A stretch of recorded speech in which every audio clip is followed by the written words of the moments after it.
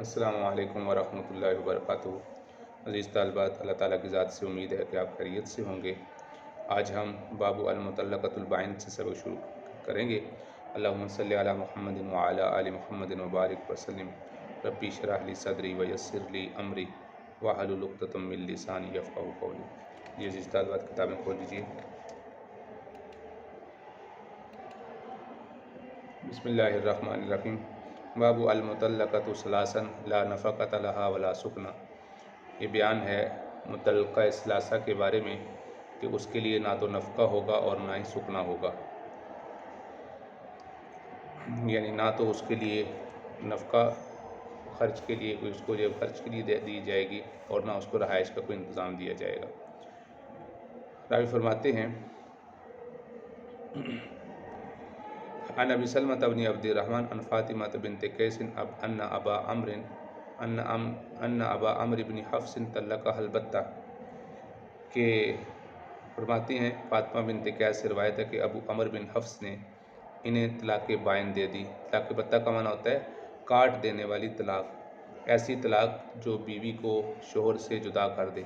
वहुवा गाइबुन, इस हाल में कि अबू अमर गायब थे, यानी अबू अमर ने ख़ुद नहीं तलाक़ दी बल्कि किसी और आदमी को भेजा कि वो उनको तलाक़ दे। फ़अरसला इलैहा वकीलुहु, और आपने इनकी तरफ इनकी बीवी फ़ातिमा बिन कैस के पास वकील भेजा, बिशईरिन, जौ के साथ, फ़सख़िततहु, यानी जौ देकर उनको भेजे तो वो इससे नाराज़ हुई।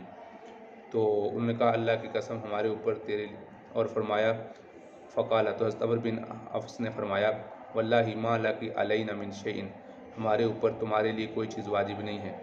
फ़जाअत रसूलुल्लाह सल्लल्लाहु अलैहि वसल्लम, तो हज़रत फ़ातिमा बिन कैस आप सल्लल्लाहु अलैहि वसल्लम के पास आई। फ़ज़करत ज़ालिका लहू, और उनकी ये बात ज़िक्र की। फ़क़ाल लैसा लकी अलैहि नफ़क़ा, तेरे लिए उस पर नफ़क़ा वाजिब नहीं है।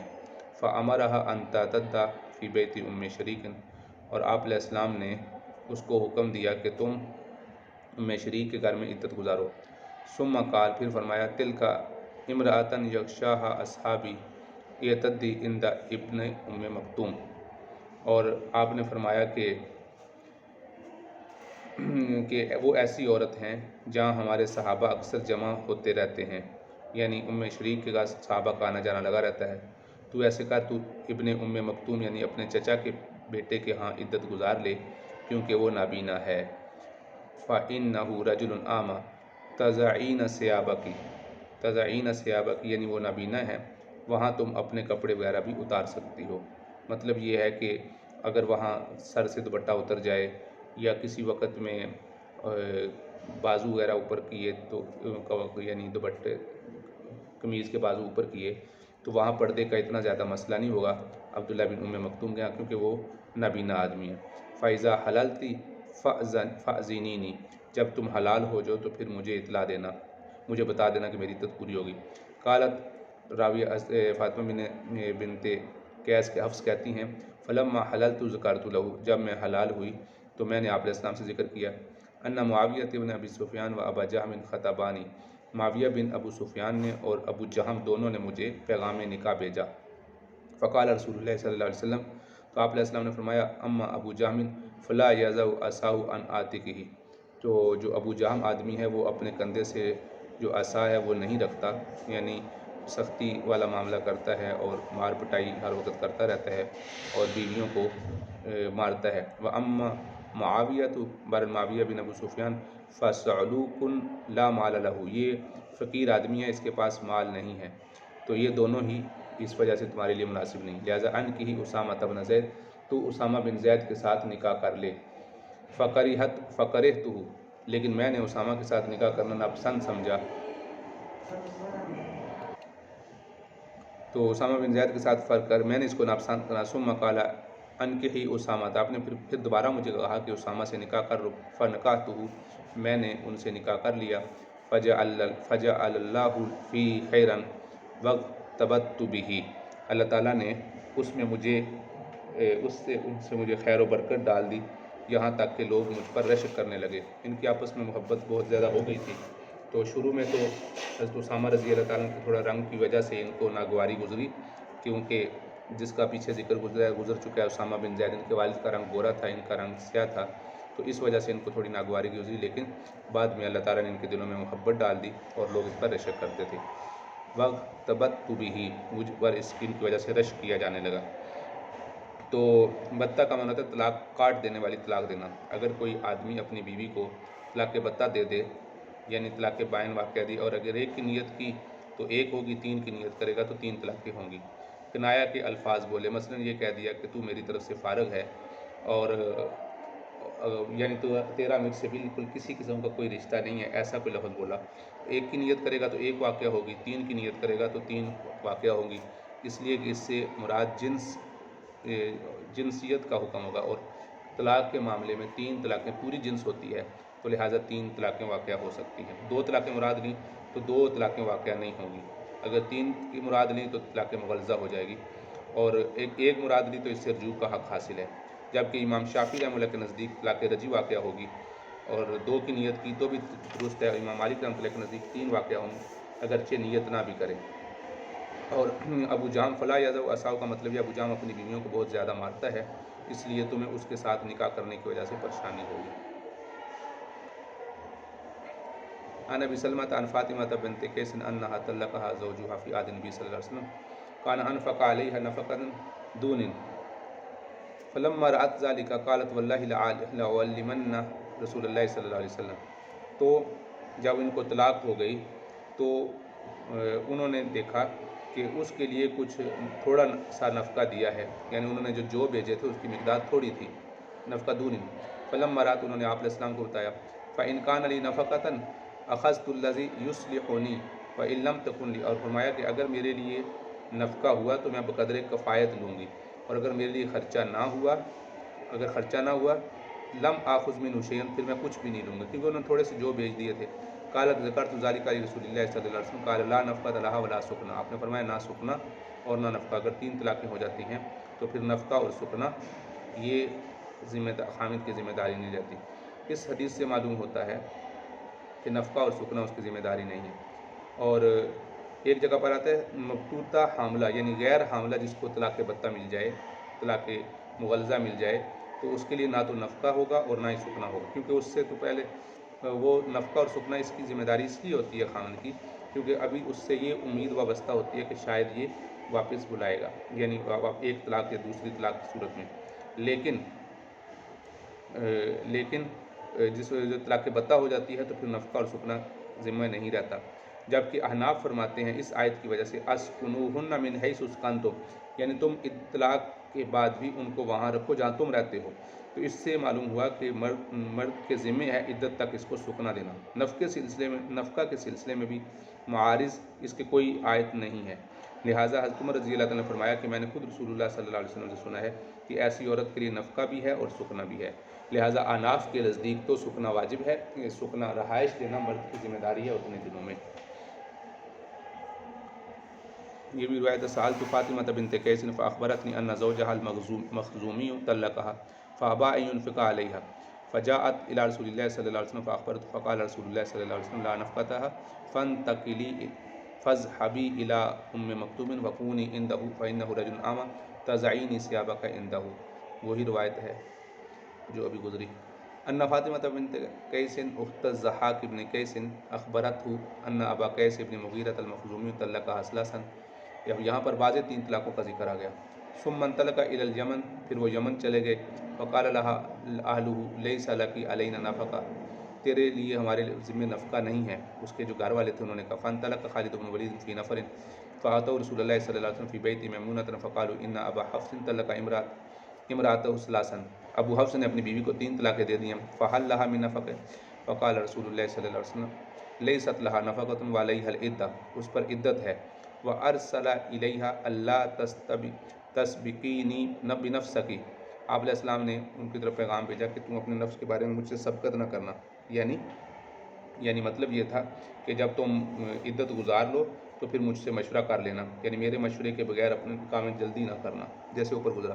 وَأَمَرَهَا أَن تَنْتَقِلَ إِلَىٰ أُمِّ شَرِيكٍ ثُمَّ أَرْسَلَ إِلَيْهَا إِنَّ أُمَّ شَرِيكٍ يَأْتِيهَا الْمُهَاجِرُونَ الْأَوَّلُونَ تو کیونکہ ام شریک کے پاس مہاجرین اور بڑی عمر کی عورت تھی، تو ان کے پاس سارے صحابہ تشریف لایا کرتے تھے ان کے پاس مسائل سیکھنے کے لیے، اور ویسے ہی بیٹھا کرتے تھے. فن تلکی، اور یہ خود بھی صحابہ کا جمعے کے بعد اور اس طرح مختلف مواقع پر اکرام کیا کرتے تھی.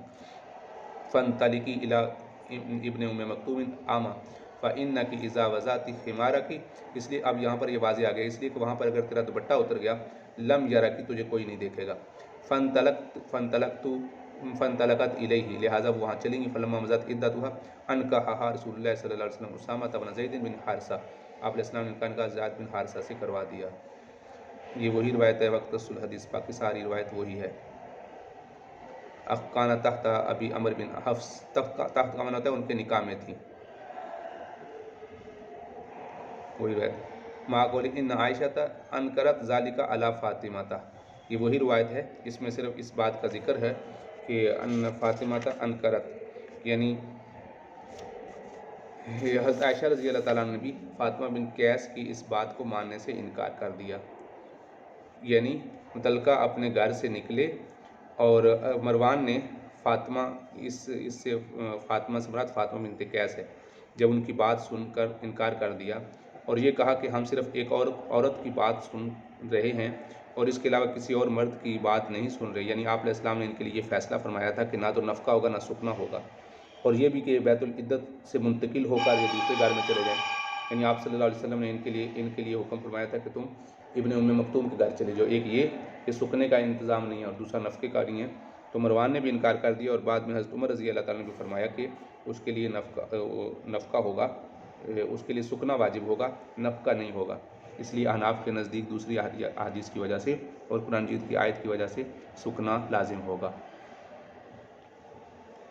ان ابا حفص بن مغیرہ خرج مع علی بن ابی طالب الى اليمن فارسل الى امرة فاطمة بنت قیس بتطلیقة كانت بقیت من طلاقها وامرها لحارث بن ہشام وعیاش بن ابی ربیعہ بنفقة لها فقال لها واللہ ما لك، انہوں نے حارث بن ہشام کو اور عیاش بن ربیعہ کو کہا کہ تم ان کو لیے نفقہ دے دینا. انہوں نے کہا ہمارے لیے تمہارے پاس نفقہ نہیں ہے الا ان تکونی حاملا، ہاں البتہ تو اگر حاملہ ہوتی تو.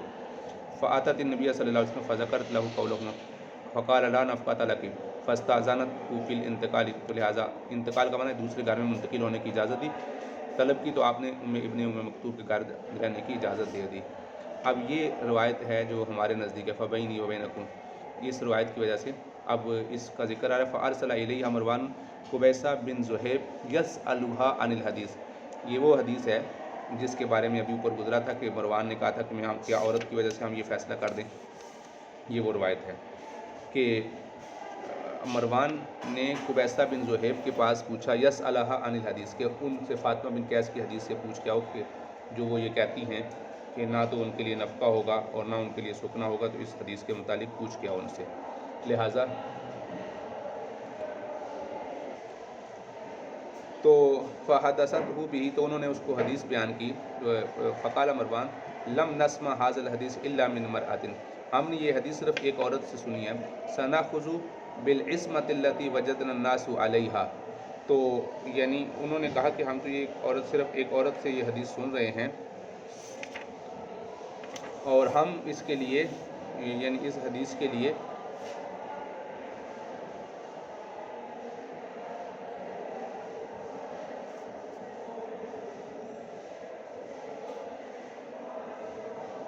سنأخذ بالعصمة التي وجدنا الناس، لہٰذا مروان نے کہا ہم نے یہ حدیث ایک عورت سے علاوہ کسی اور سے نہیں سنی، ہم وہی معاملہ اختیار کریں گے. سنأخذ کا معنی ہم لیں گے، بالعصمة وہ معاملہ التي وجدنا الناس علیہا جو لوگ جس پر عام لوگوں نے کو ہم نے پایا ہے. وجدنا کا معنی پایا ہے، الناس علیہا جس معاملے پر، یعنی لوگوں کے نزدیک عام لوگوں کے نزدیک تو یہی رائج ہے کہ نفقہ اور سکنا واجب ہوتا ہے، کم سے کم سکنا ہوتا ہے. فقالت فاطمہ حین بلغا، جب تو حضرت فاطمہ نے کہا جب ان کو یہ بات پہنچی، مروان کا قول ان کو ملا، فبینی وبینکم القرآن، میرے اور تمہارے درمیان قرآن ہے. قال اللہ عز وجل لا تخرجوہن بیوتہن، کہ قرآن مجید میں ہے کہ ان کو اپنے گھروں سے نہ نکالو. تو فاطمہ نے کہا یہ آیت اس کے لیے ہے جس کے لیے رجوع ہو، یعنی اس کو جس کو ایک طلاق ہوئی ہو یا دو ہو، تو ان کے متعلق یہ آیت ہے. قالت ھذا لمن كانت له المراجعہ فأي امر يحدث بعد الثلاث، تو 3 3 طلاقوں کے بعد اب کون سا معاملہ باقی رہ جاتا ہے، یعنی وہاں اس کے گھر میں عدت گزارنے کا مقصد یہ تھا کہ رجوع کا امکان ہوتا ہے، جب 3 واقعہ ہو چکے ہیں تو اب تو رجوع کرنے کا واقعہ نہیں، رجوع کے معاملہ باقی نہیں رہا۔ فَكَيْفَ تَقُولُونَ لَا نَفْقَةَ لَهَا، اور اس کے بارے میں تم کیا کہتے ہو جس کا نہ نفقہ ہو، اذا لم تکن حاملا، جب کہ وہ حاملہ بھی نہ ہو، تو فَعَلَىٰ مَا تَحْبِسُونَهَا، تو پھر وہ کس وجہ سے اس عورت کو اپنے پاس روکیں گے۔ تو بہرحال یہ تو جو اناف فرماتے ہیں یہ اس کو عورت کو روکنا اس وجہ سے ہے کہ وہ اس کو رہائش دیں گے، ورنہ عدت کے دنوں میں وہ عورت کہاں جائے گی، اس وجہ سے اس کے لیے کیونکہ وہ ابھی تک خامند کی ملکیت میں ہے اور اسی کی عدت کی وجہ سے وہ دوسری جگہ نکاح نہیں کر سکتی، اس وجہ سے خامند کے ذمہ اس کا سکنا لازمی ہے۔ تو یہی روایت ہے، یہ تمام حضرات کلہم عن الشعبی قالت دخلت علی فاطمہ بنت قیس، تو راوی کہتے ہیں، شعبی کہتے ہیں کہ میں فاطمہ بنت قیس کے پاس آیا، فسألتها عن قضاء رسول اللہ صلی اللہ علیہ وسلم علیہا فقالت طلقها زوجها البتۃ، آگے وہی روایت ہے، تو آپ نے فرمایا فخاصمته الى رسول اللہ صلی اللہ علیہ وسلم فی السکنہ والنفقہ، میں نے آپ علیہ السلام سے مطالبہ کیا نفقہ اور سکنہ کا، تو قالت لم یجعل لی سکنہ ولا نفقۃ وامرنی ان اعتد فی بیت ابن ام مکتوم، آپ علیہ السلام نے مجھے حکم دیا تھا کہ ابن ام مکتوم کے ہاں میں عدت گزاروں۔ قال دخلنا على فاطمة بنت قیس قد افحتنا برتب ابن تاب، تو ہم فاطمہ بنت قیس کے پاس گئے، فاتحفتنا برتب ابن تاب، تو فرماتے ہیں جب ہم وہاں پر گئے تو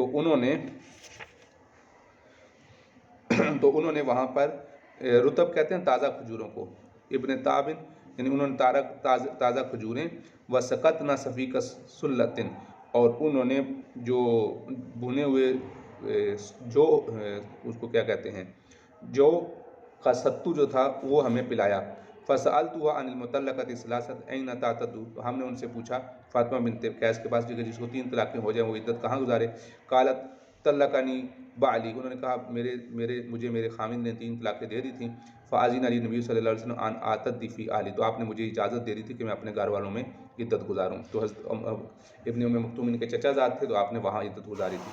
لیس لہا سکنا ولا نفقہ، یہ وہی روایت ہے۔ فاتیت النبی صلی اللہ علیہ وسلم فقال انطلقی الی بیت ابن امیک عمر بن ابن مکتوم، وہاں چلی جاؤ، یہی وہی روایت ہے۔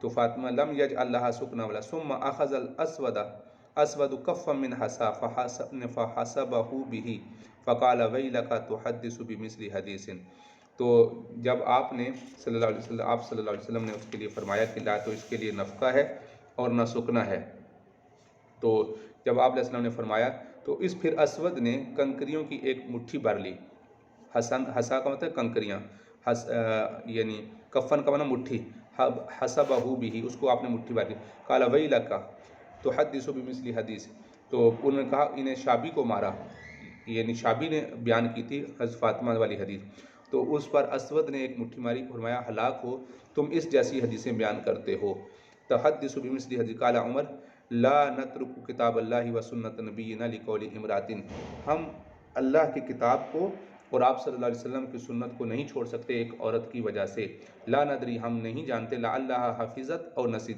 کہ کیا کیا شاید کہ وہ عورت بھول گئی ہو یا اس کو یاد بھی ہے یا بھول گئی ہے، لہا سکنا و نفقہ، حضرت عمر رضی اللہ تعالیٰ نے فیصلہ فرمایا تھا اس کے لیے نفقہ بھی ہوگا سکنا بھی ہوگا، قال اللہ عز وجل لا تخرجوهن من بیوتہن ولا یخرجن الا ان یاتین بفاحشۃ مبینہ، اگر کھلی گمراہی کریں تو پھر ان کو اپنے گھر سے نکالو، ورنہ اپنا نفقہ اور سکنا اسی گھر میں رہیں گی، اپنی عدت بھی وہیں گزاریں گی اور نفقہ بھی ان کے ذمہ واجب ہوگا، وہی روایت ہے۔